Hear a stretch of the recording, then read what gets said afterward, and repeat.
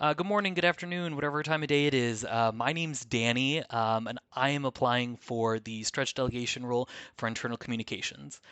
I want to start off by just giving a little crash course about me. I was originally born in Michigan. I moved here to Columbus, Ohio for school. I went to OSU for criminology and psychology. I liked both of those because they were both public sphere minded. They were both oriented around helping people and improving people's lives.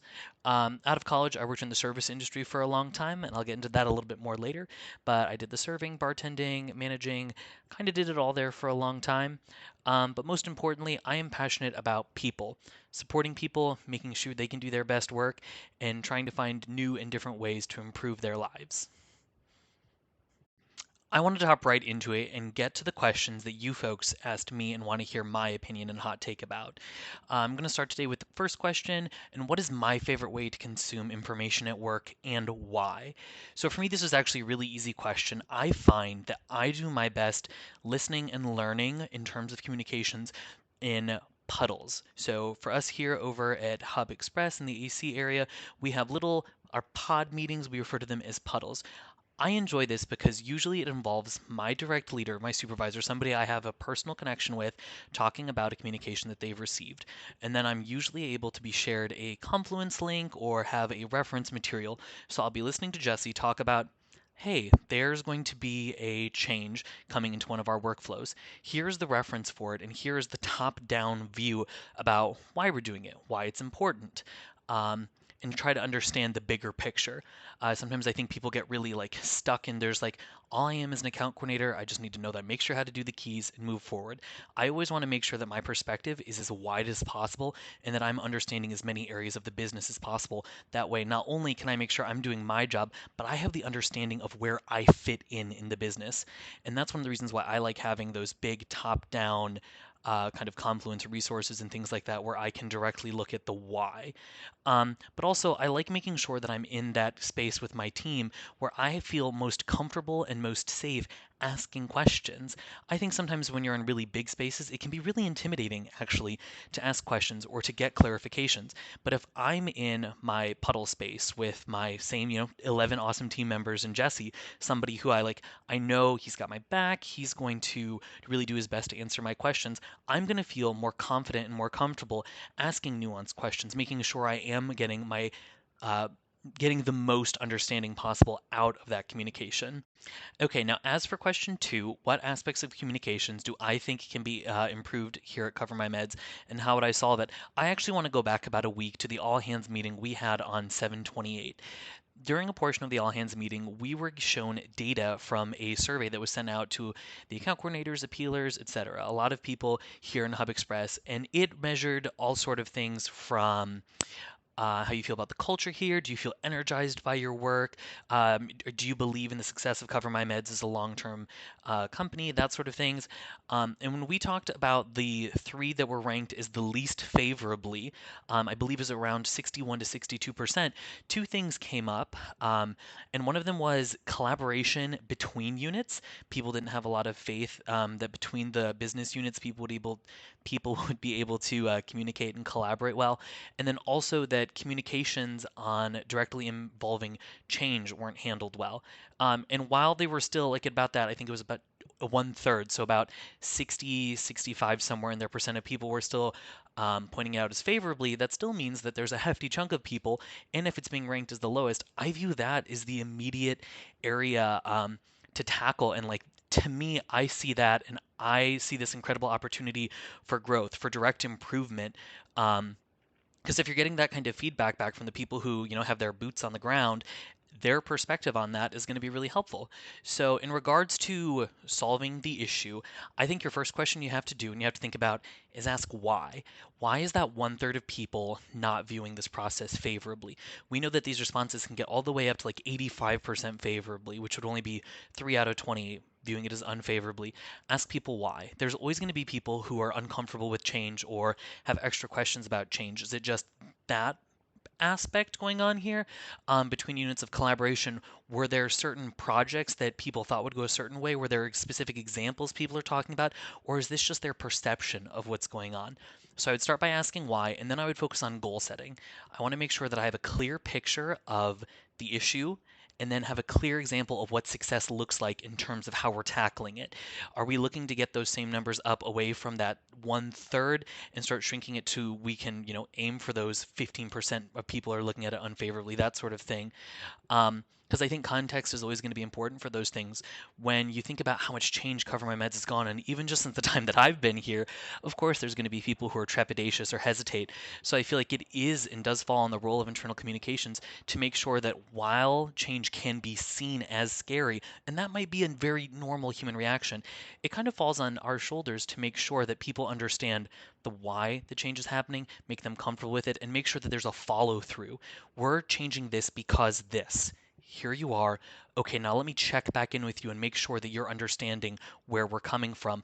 That way, your questions are answered, and I know you can execute your job as cleanly and as well as possible. I think in order to try to solve this issue, the first thing I would do would make sure that there is a clear, direct line of communication from whomever is making the decision, and as it trickles down, making sure mid-management also has access to the resources to be able to answer hard-hitting specific questions. Because when you're one person talking to two people, it's really easy to pass down ideas, right? When you're those two people talking to the next 10 people, that's when things can start to get a little lost in translation. And then when you're, those 10 people talking to 1,000 people, sometimes Cover My Meds is an expansive growing company. You want to make sure that at every tier of that communication, people know, hey, I have a question. If you don't know, how can I find out? So I think finding out the why people are feeling negative about these things, and then setting a realistic goal and making a timeline and action plan for it, keeping in mind the context around why people might be viewing certain things unfavorably. And then I would kind of direct most of my focus on creating that clear communication pipeline so that if an account coordinator wants to get information from their pod lead, they can know and have confidence in their pod lead being able to get that information. Obviously, the big question that I'm trying to answer for you folks here in my video is the why. Why me? Why do I feel like I am the correct person that you should bring onto your team to help tackle all these issues and goals you're facing and to give me the opportunity to learn and grow as much as possible? So now I want to talk to you about communication and qualifications. I want to start off by talking about what I refer to as A and I. It's just kind of a little personal philosophy that I have with my life. As I mentioned, I used to bartend for a long time. And I loved that experience. I loved getting to know people. I loved getting to talk to different people, meet them where they're at, and then listen in to their story, what they want. People love to talk. People love to communicate. And I loved getting to communicate with all these different other people just to share all that experience, learn as much as possible. But what does A and I play into that? So that's my life philosophy of audience and intention. Those to me are the two most important things when you're communicating, no matter what the method is, be it in written form, be it over video, be it we're talking over a beer. Audience and intention is important because one, you need to understand your audience. You need to know who you're talking to. You need to know if you're having a professional conversation where you're pitching yourself or if you're just having a casual conversation with somebody in the office. Second is intention.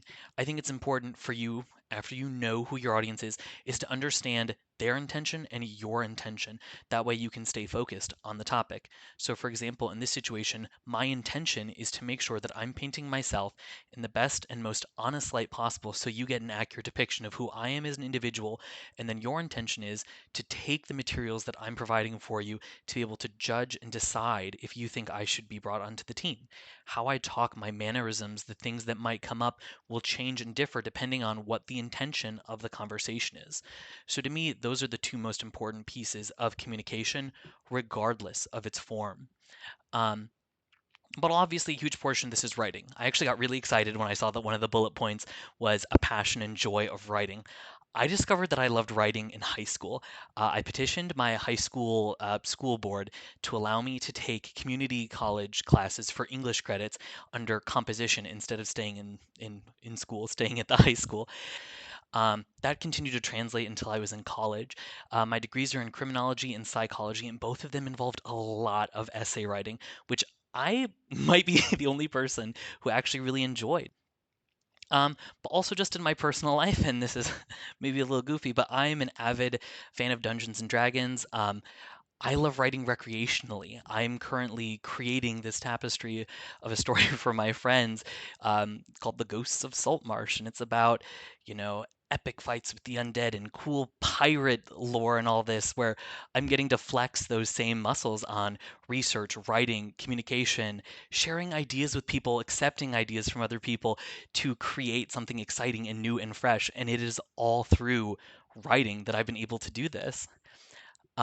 Another key aspect that you folks brought up in the application was networking. And I wanted to share a story of actually how I got hired. One of my regulars, when I was bartending, works here at Cover My Meds, and he never had anything bad to say about his work. He would talk about work life balance. He would talk about doing good in the world. He would talk about having the most incredible coworkers and the best time at work. And I was always just like, that sounds amazing. That sounds so cool. And then when the opportunity arose for me to apply, he was like, you know, you should. Here's how.